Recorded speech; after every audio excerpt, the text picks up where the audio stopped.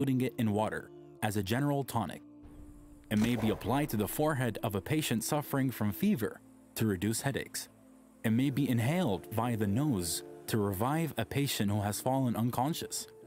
And it may be used as a mouthwash and gargle to strengthen the gums, stop bleeding, and purify the mouth. Jarvis praised cider vinegar and said, "If it is drunk with water, it is the best remedy for colds." He advises his patients to drink every morning on an empty stomach a cup of water with a small spoonful of vinegar and another of honey to cleanse the digestive system of all bad things and to obtain useful elements, nutrition, and cleansing.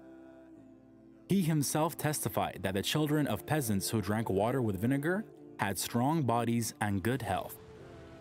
Jarvis says doctors are agreed that drinking a small amount of vinegar is useful, but a lot of it is harmful, with the exception of cider vinegar, which is used medicinally to treat headaches and dizziness and to protect against disease. It is very important in keeping the cells of the body in good shape and strengthening the body's resistance to many bad things that threaten it, because its ingredients are rich in elements that the body needs to create balance between cells, foremost among which are phosphates, iron, chloride, sodium, calcium, manganese, silicon, and fluorine. Dr. Cyril Scott and Dr. Maurice Hansen, in their book on the benefits of cider vinegar, say that it prevents diarrhea because it contains an astringent substance. It stimulates the digestion and metabolism in the body. It prevents tooth decay. It kills parasites in the intestines. It can be used to improve digestion in those who are deficient in stomach acids. Vinegar also cleans the intestines. Some people advise using it as a mouthwash and gargle to purify the mouth of germs. Some important traditional remedies: croup, 70 grams of vinegar and 1 cup of warm water. Gargle and drink the rest slowly. Burns. Apply cider vinegar to the site of the burn quickly to avoid blisters. It may also be used in cases of sunburn. Tooth decay. Vinegar may be used as a mouthwash after mixing it with an infusion of hibiscus flowers. Poor digestion. A cup of warm water with a small spoon of cider vinegar. Insomnia. Half a teaspoon of cider vinegar, 2 teaspoons of honey with 100 grams of water, to be drunk an hour and a half after dinner. To lose weight. 2 teaspoons of cider vinegar with a cup of water, to be drunk after the food 3 times daily for 2 months. Ringworm. Apply vinegar topically 6 times daily, or rub the mother of vinegar into the site twice daily. El-Tib al-Nabawi.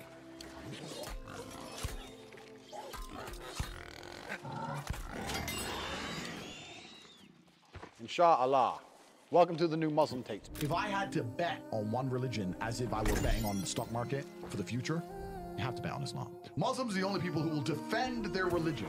They will defend their beliefs. They refuse to be mocked. They refuse to be insulted. And I respect that about them. I have absolute respect for the ideology, respect for the mentality, respect for the warrior aspect of it. I know God exists, and then you go, oh, say, okay, God exists, and there's all these different interpretations of God as such, but the only one I see which has a warrior class that people fear is Islam.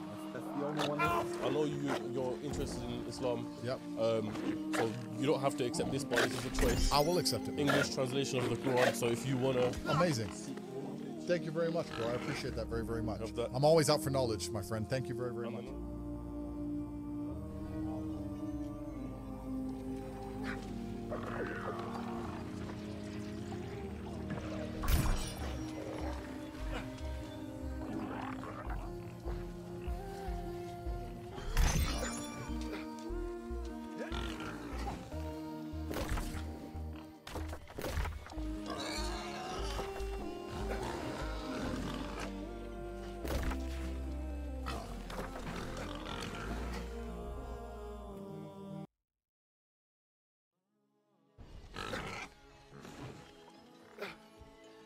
Remind, O Muhammad alayhi salatu salam, for verily the reminder, it benefits the believers. I have not created jinn kind and mankind except to worship me. This is the reason that he brought man on earth. Shaykh al-Islam Ibn Taymiyyah rahimahullah azza wa jalla, he says that al-ibadah, it is everything that Allah tabarak wa ta'ala loves and is pleased with in terms of statements and actions that are internal and external. That is worship. It is a lot broader than we think. But there are certain acts of worship that Allah tabarak wa ta'ala obliged upon us that we must observe, because that is what it means to be a Muslim. The moment you abandon these acts of worship, then your Islam is in question. Your Islam is in danger. And number one of that, it is as-salah, the prayer. Allah tabarak wa ta'ala, the first matter that He's going to question us about Yawm al-Qiyamah, it is salah, the prayer. If it's sound, the rest of our deeds will be sound. If it's not, the rest of your deeds won't be looked at. The ulama, they take in this hadith that the salah, it is the key to your other righteous deed being accepted by Allah tabarak wa ta'ala. If your salah is not intact, your other righteous deeds, they won't matter. Allah Azza wa Jalla will not even give it any consideration.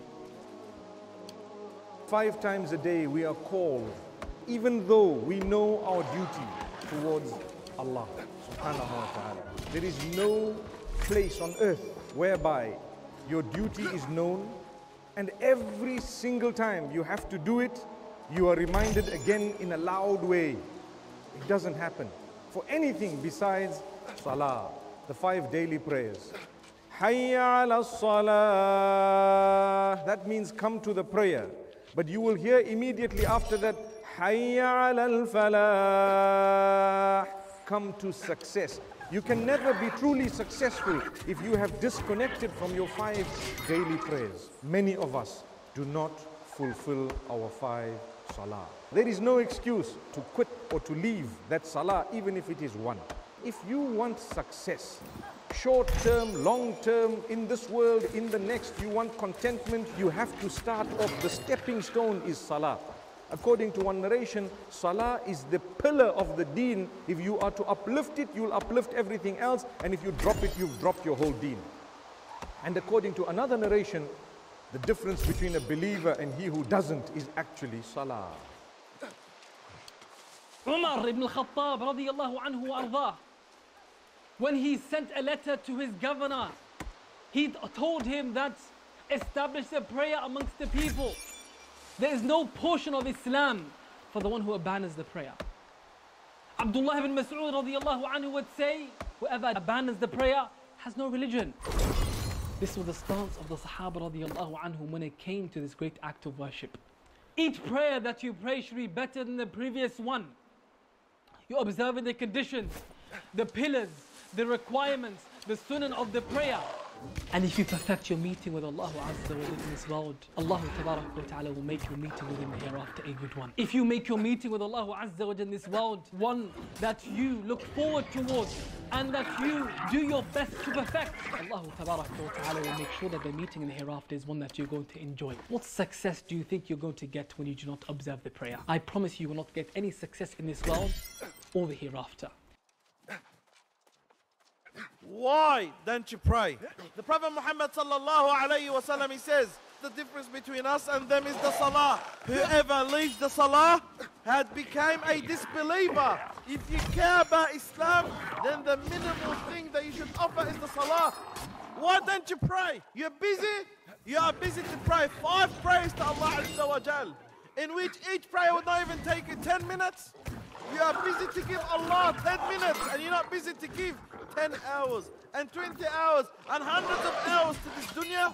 You find it so easy to watch a movie or two for 2-3 hours, and you find it very hard to stand in front of Allah Azza wa Jal for half an hour a day. You find it so easy to play games in this dunya. You find it so easy to spend 1 or 2 or 3 hours, and you find it hard to stand in front of Allah Azza wa Jal for half an hour. You find it so easy to hang out with your friends for hours and hours, if not the whole night and the whole day. And you find it very hard to stand in front of your Lord subhanahu wa ta'ala and glorify Him for half an hour. So why don't you pray? Too busy? Or you're too lazy? You're too lazy to stand in front of Allah Azza wa Jal. And you're not lazy for anything else in this world. You are lazy for the one that gave you health. And you are lazy for the one that sustained you. And you are lazy for the one that gave you life. And you are lazy for the one that's given you and given you and given you. So why don't you pray? What's holding you back to enter the paradise? What's holding you back to wipe your sins? you're lazy for Allah subhanahu wa ta'ala, then what are you going to tell Allah when you stand in front of him in the hereafter? When Allah Azza wa Jalla tells you, did you pray? What are you going to say to him? Oh, Allah, I didn't pray. Why? Because I was lazy. I was lazy. Do you think that's an acceptable answer? Can you see that as an acceptable answer to stand in front of Allah and say, Ya Allah, I was lazy? Or maybe, oh Allah, the reason I didn't pray is because I didn't have time. I was busy. I was busy, Ya Allah, that I didn't have time to pray. And that's why I didn't pray. Do you think Allah Azza wa Jalla accept the answer from you? Look at your state. If the salah is proper in your life, then know that you are from those that inshallah will enter the paradise. But if your salah is improper, if your salah is incorrect, if you don't pray, well, what reason do you have to enter the paradise? It's either hellfire or paradise. And it's clear by the Prophet Muhammad sallallahu alayhi wa sallam's statement, your salah is your first step into the paradise. No salah, no paradise. No salah, hellfire. Is that what you want to end up in? Is that what you're working hard for? You work so hard to end up in the hellfire. Do you think it's worth it? Let me cut straight to the chase. Allah subhanahu wa ta'ala says in Quran very, very clear, we did not create jinn and the human being except for one reason and one reason only.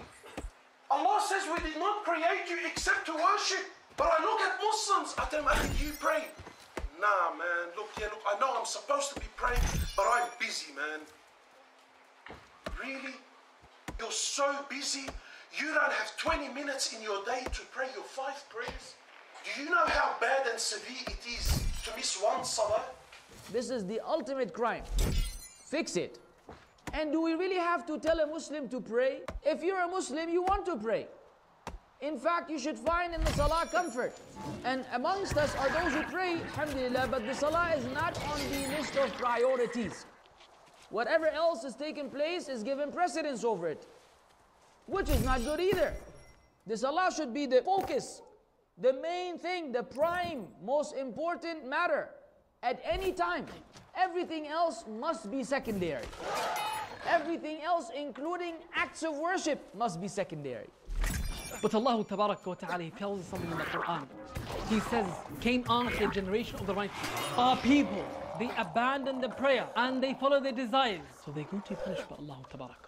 Abdullah ibn Mas'ud radiyallahu anhu ardah, he says, explaining this ayah, that they have not abandoned it completely. It doesn't mean they don't pray. It means the one who doesn't pray on time. Allah Tabaraka wa Ta'ala equated not praying on time to the one who doesn't pray at all. Allah Azza wa Jalla, He says, Wailun. Wail is a valley in the hellfire. For those who pray, those who are heedless of their prayer, i.e. they don't pray on time. Allah Tabaraka wa Ta'ala is telling us, those who do not pray on time, that they are going to be punished in the hellfire. Then what about the one who doesn't pray at all? That is the path to doom and destruction. The moment we cut off that connection with Allah Tabaraka wa Ta'ala, Allah cuts us off.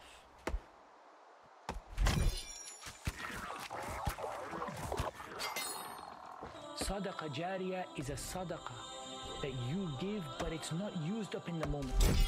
It's a sadaqah that continues to be benefited from, and people benefit and benefit and benefit even after you pass away, and people are still benefiting from that sadaqah that you give.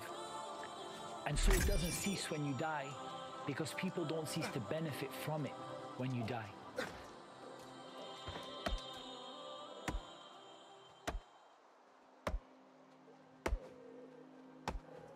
Preparing for the soul's final journey. In order to prepare for this journey, the first thing that we have to do is we have to understand this journey. And this journey, it begins with the moment of death. What happens to the believing soul and what happens to the disbelieving soul. When the believer is about to depart from this world, there are a number of angels that will come down to him. And those angels have shining faces like the shining of the sun that is in the sky. All of those angels come down and they sit around him for as far as the eye can see. And then the angel of death comes and he sits at the head of that dead person and he says, "O person who has a good soul, come out of the body of this person and come out to receive the forgiveness of Allah and the pleasure of Allah." And then his soul emerges and it comes out of the body like a drop of water flows from a water skin, and the angel takes hold of his soul. The other angels that are there, they do not leave the soul of that person in the hands of the angel of the death before the other angels start taking the soul from the angel of death. All of this happened within the duration of the twinkling of the eye. They take his soul and they place the soul in a perfumed shroud, and the fragrance and the sweetness of the odor is like the best musk that you ever smelt on the face of the earth. And then they begin to take that body upwards towards the heavens. As they start taking them up towards the heavens, every time they come by a group of angels, they can smell it and they say, "Whose fragrant, beautiful